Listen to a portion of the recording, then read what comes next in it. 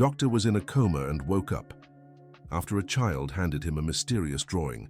At Memorial General Hospital in Chicago, everyone had lost hope when Dr. David Miller completed 3 months in a deep coma. The renowned neurologist had collapsed during a complex surgery, and his wife Sarah had just signed the papers authorizing the removal of life support for the following day. That's when a small blonde figure appeared at the door of the room, holding a colorful drawing in her trembling hands. Emma was only 9 years old and suffered from a rare neurological condition that Dr. David had promised to cure before his collapse. Now, she obsessively drew the same glowing figure every day, with no one understanding why. The head nurse, Mrs. Thompson, tried to stop the child from approaching the bed. "Emma, sweetheart, you can't be here right now. Your mother is looking for you," said the gray-haired woman, reaching out to the girl. But Emma dodged nimbly, running to the bed where Dr. David had lain motionless for months. Her blonde hair reflected the late afternoon light streaming through the window, creating a soft contrast with the hospital surroundings. "He needs to see this," the girl whispered, carefully placing the drawing on the doctor's chest.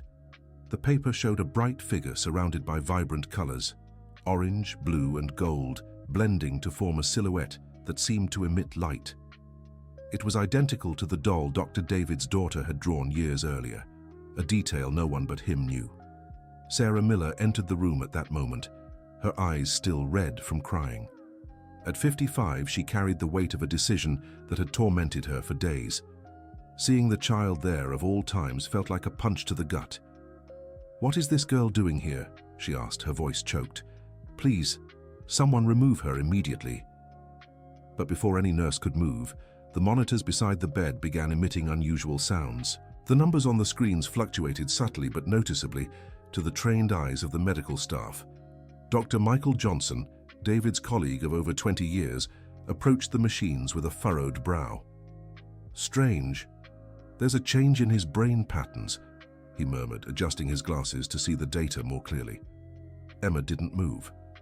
Her small hands gripped the edge of the bed as she stared intently at Dr. David's peaceful face.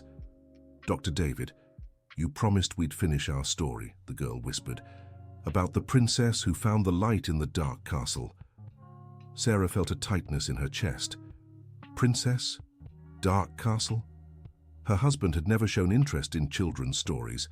In fact, she couldn't remember the last time she'd seen him interact affectionately with a child.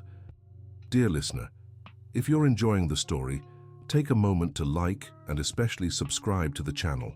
It helps us a lot as we're just starting out. Now continuing, Jason Miller arrived at the hospital with anger written across his face.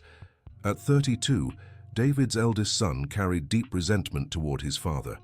When he learned his mother had authorized the removal of life support, he exploded in fury. "How could you make this decision without consulting me?"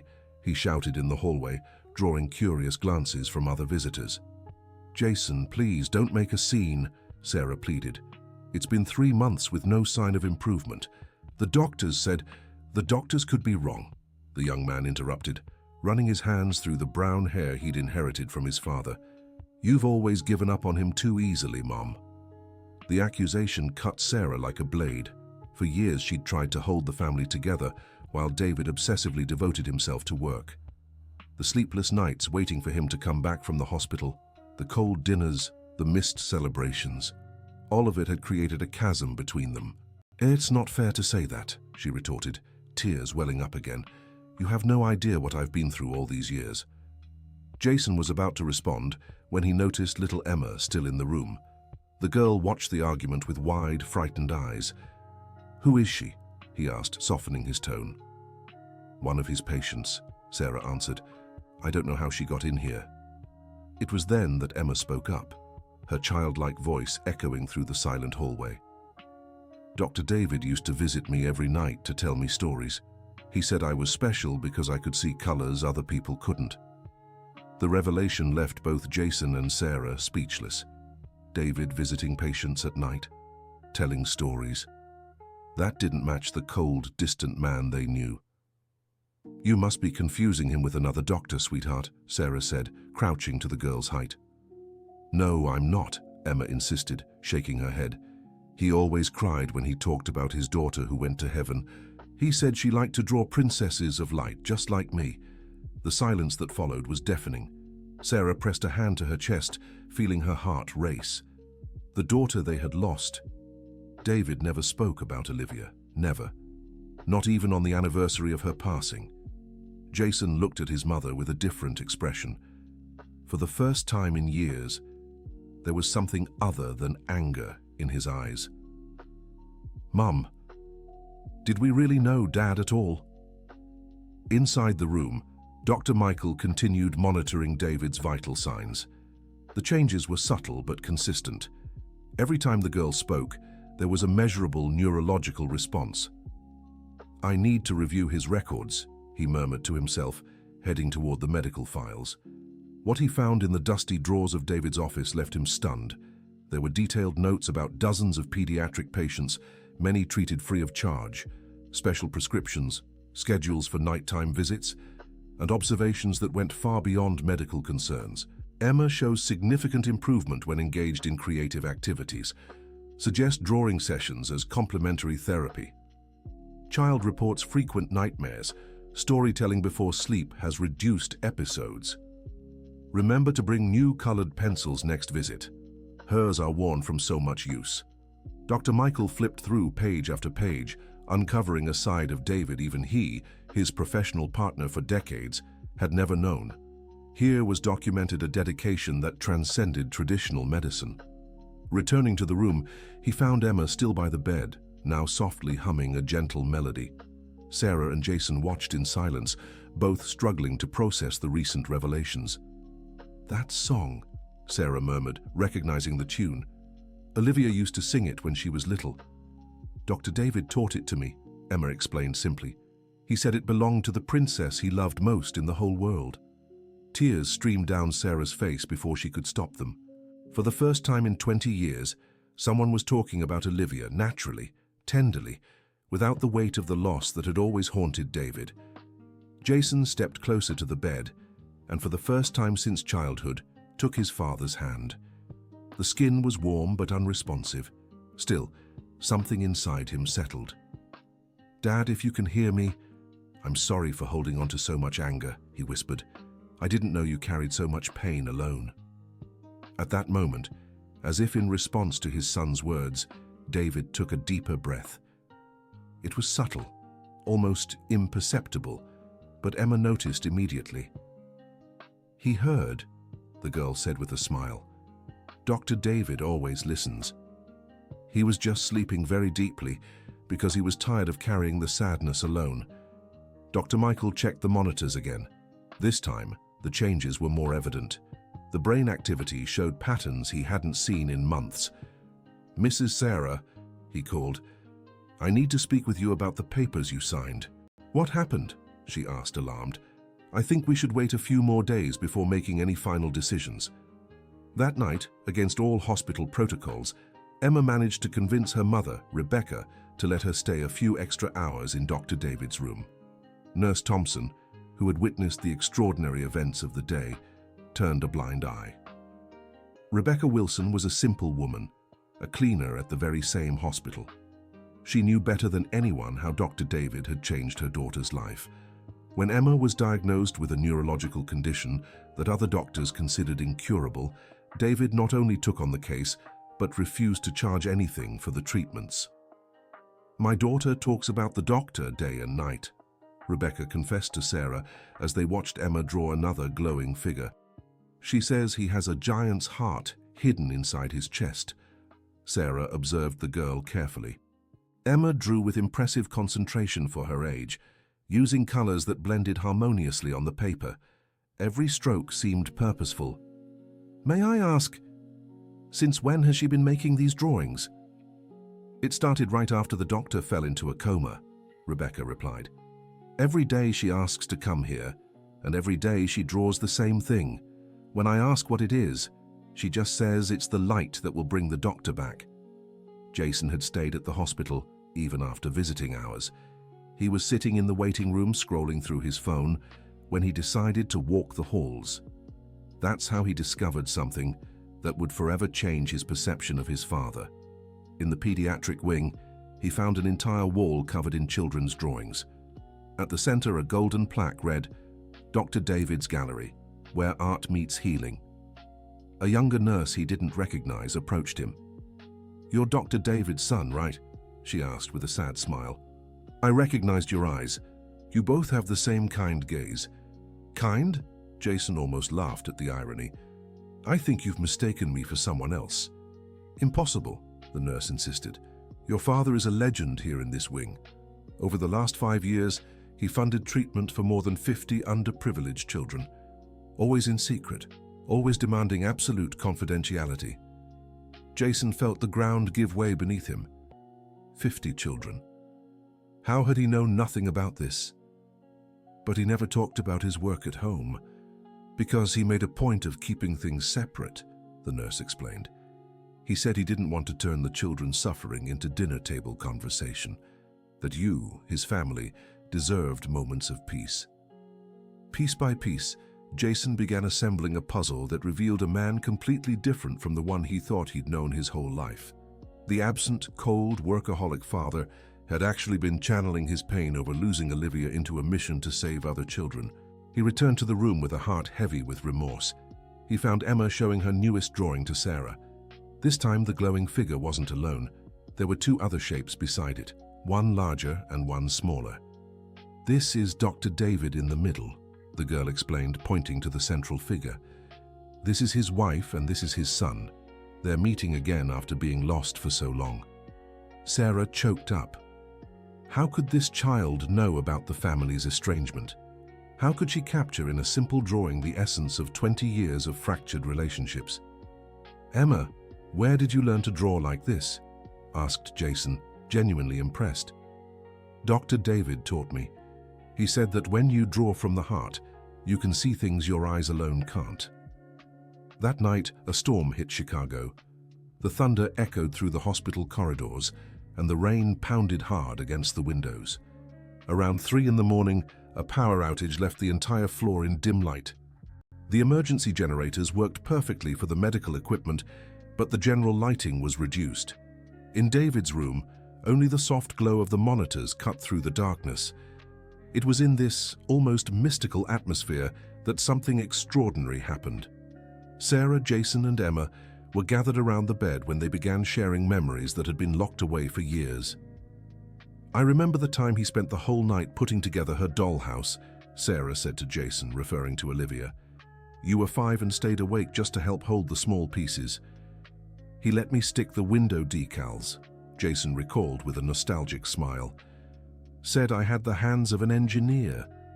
Emma listened intently, as if every word were a precious treasure. "Dr. David told me about the dollhouse," she said softly. "He said Princess Olivia had a pink room with golden stars on the ceiling." Sarah got chills. How could Emma know that detail? Olivia's room really did have golden stars stuck to the ceiling. David had spent hours making that special decoration. "He also told me you used to sing together in the car," the little girl continued. "The song about the duckling who couldn't swim." This time it was Jason who got emotional. The duckling song was David's own creation, made up during family trips. No one else in the world knew that melody. "How could he have told you all this?" Jason asked, genuinely bewildered. "Because he needed to talk about you to someone," Emma replied with the simple wisdom of children. "He said keeping love all to yourself hurts too much in the chest." The truth behind the girl's words struck the 2 adults like lightning. David wasn't cold or indifferent. He was protecting himself from a pain he thought was insurmountable. Losing Olivia had created a paralyzing fear of connecting again, of loving and potentially losing once more. Dear listener, if you're enjoying the story, take a moment to like and especially subscribe to the channel. It helps us a lot as we're just starting out. Now, continuing. When the lights came back on, Dr. Michael returned to the room for a routine check. What he found deeply surprised him. David's eyes were slightly open, a nearly imperceptible movement, but definitely conscious. "David?"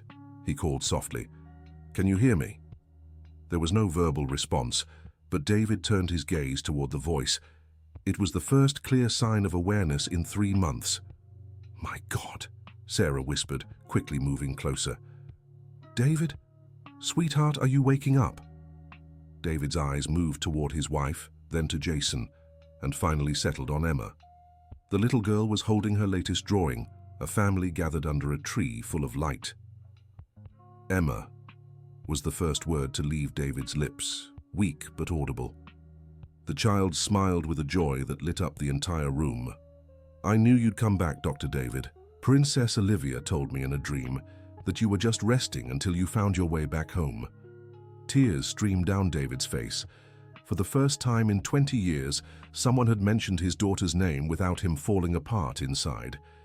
Emma had found a way to keep Olivia's memory alive without turning it into a source of pain. In the following days, David's recovery was gradual but steady. First, his basic movements returned, then his speech, and finally the ability to sit up in bed. Throughout the process, Emma remained his most constant companion. The little girl brought new drawings every day, each telling part of the story David had shared with her during their secret nighttime visits. There were brave princesses, castles of healing, and always glowing figures representing hope. "Why did you never tell us about your visits to the pediatric ward?" Sarah asked one sunny afternoon as she helped David walk down the hallway. "Because I was afraid you'd think I was trying to replace Olivia," he answered honestly. "I didn't want you to suffer too." "But we already suffered, David," said Jason, who had arrived for his daily visit. "We suffered feeling abandoned, thinking you didn't love us anymore." David stopped walking and looked at his son with tear-filled eyes. "Jason, you and your mother are the most precious things I have left in this world. I pulled away because I was afraid of causing you more pain." "Then next time talk to us," Sarah pleaded. 20 years is too long to carry any pain alone." Emma, who had been watching the conversation from her wheelchair where she rested between physical therapy sessions, decided to chime in. "Dr. David told me love doesn't shrink when you share it. On the contrary, it grows like a little plant in the sun." The three adults laughed at the simple yet deeply true comparison. 2 weeks after David woke from his coma, Dr. Michael called the whole family into his office for a meeting. He had important discoveries to share. "Over these 3 months, I've conducted a full investigation into what may have caused David's collapse," he began. "The tests showed it wasn't just physical exhaustion. There were elements of extreme emotional stress that had been overwhelming his system for years." He opened a thick folder filled with documents. "David, you've been funding medical treatments for dozens of families in need. The records show you've spent nearly all your personal savings on this project." Sarah looked at her husband in surprise. She knew their finances had been tight, but assumed it was due to regular family expenses. "What do you mean, all your saving?" she asked. "Over the past 5 years, David invested more than $400,000 in free treatments," Dr. Michael revealed. "Surgeries, medications, physical therapy sessions, specialized equipment, all paid out of his own pocket." Jason leaned forward in his chair. "Dad, why didn't you tell us? We could have helped you, found other ways to fund those treatments."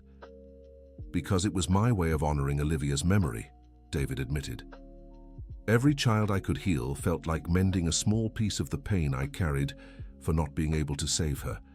Emma, who had been coloring quietly in the corner of the room, looked up.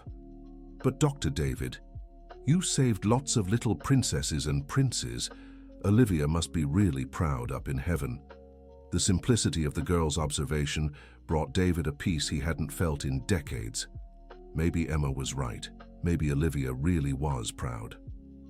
"There's one more thing," Dr. Michael continued. "Emma's condition has improved significantly these past few weeks. The drawings she made during David's coma seem to have been a form of therapy for her too. It's as if taking care of him helped heal herself."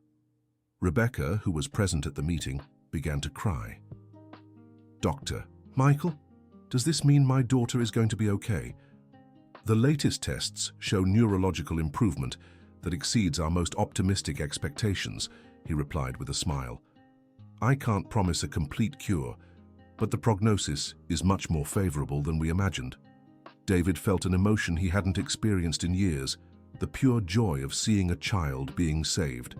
This was what he had tirelessly sought, and now it was happening right before his eyes. "Emma, do you want to keep being my drawing partner?" he asked. Of course, Dr. David, but now we'll draw happy stories, right? About families reuniting and little princesses getting better. In the weeks that followed, the Miller family's dynamic changed completely. David began working more reasonable hours, making time to be with Sarah and Jason. They established weekly family dinners where they shared their daily experiences.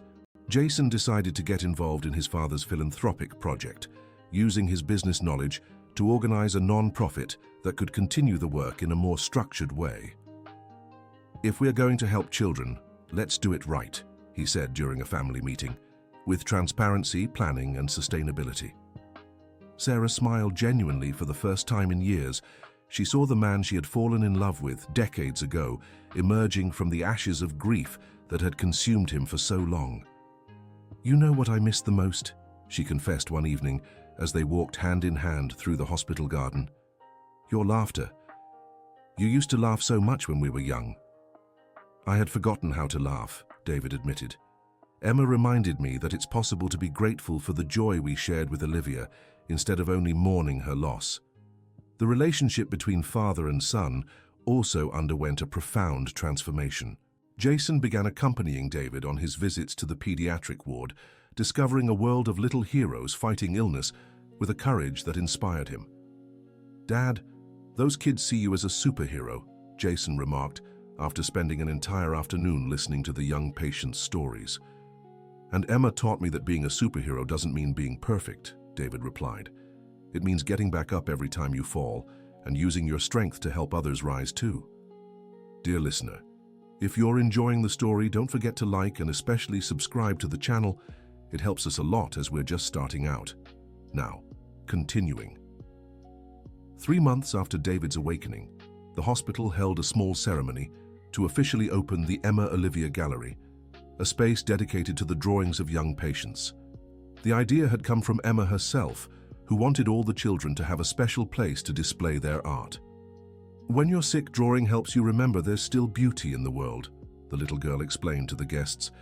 David looked at the colorful drawings covering the walls and felt his heart swell. Here was proof that pain could be transformed into healing, loss into purpose. Sarah held his hand during Emma's speech.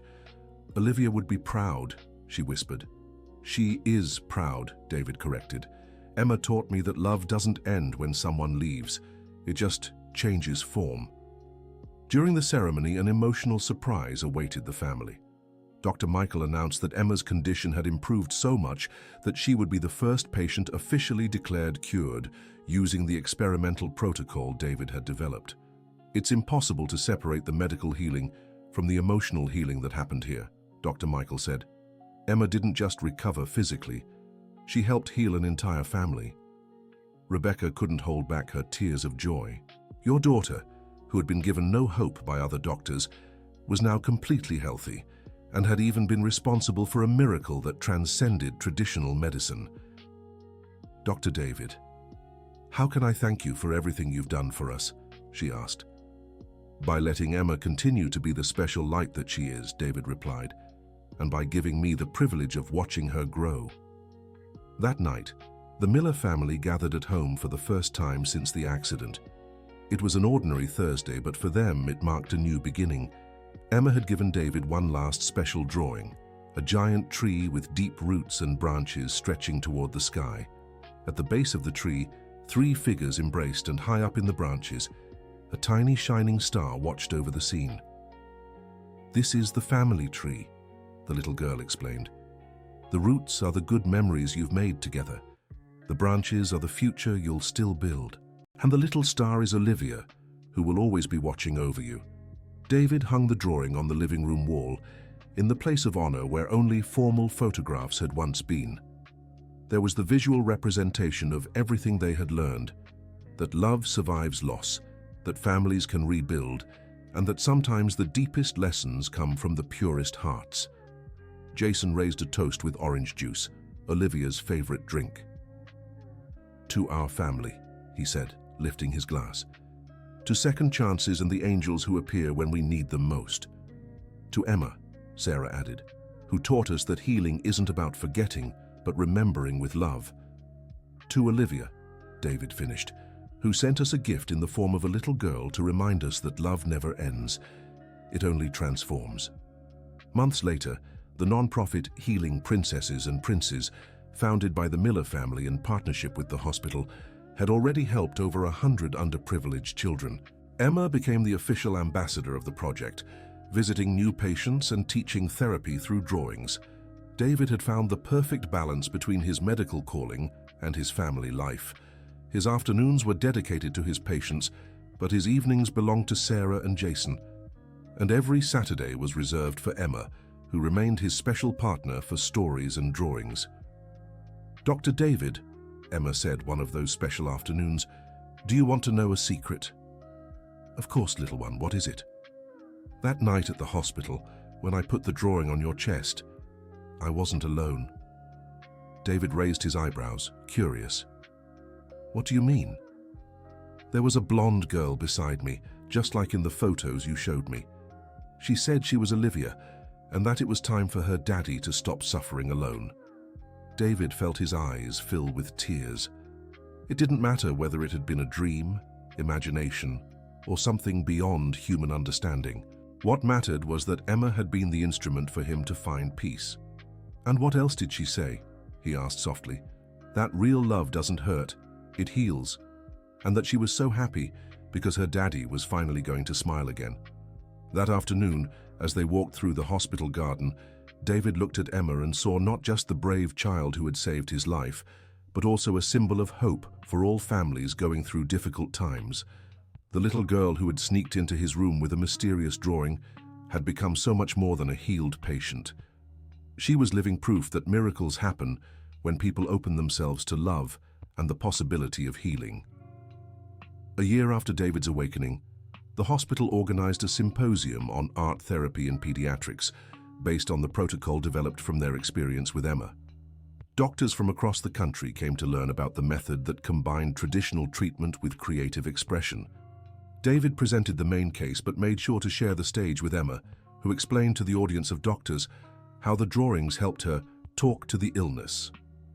"When we draw, the disease gets confused because it doesn't know how to fight joy," she said into the microphone, drawing laughter from the crowd. At the end of the presentation, a doctor approached David. "Dr. Miller, your work is revolutionizing our understanding of the healing process. How do you plan to expand this methodology?" "The credit isn't mine," David replied, looking at Emma as she chatted animatedly with other doctors. "It was a 9-year-old who taught me that healing goes far beyond prescribing medication. The medicine of the future will treat not just the body but also the soul." That evening, the family gathered to celebrate the symposium's success.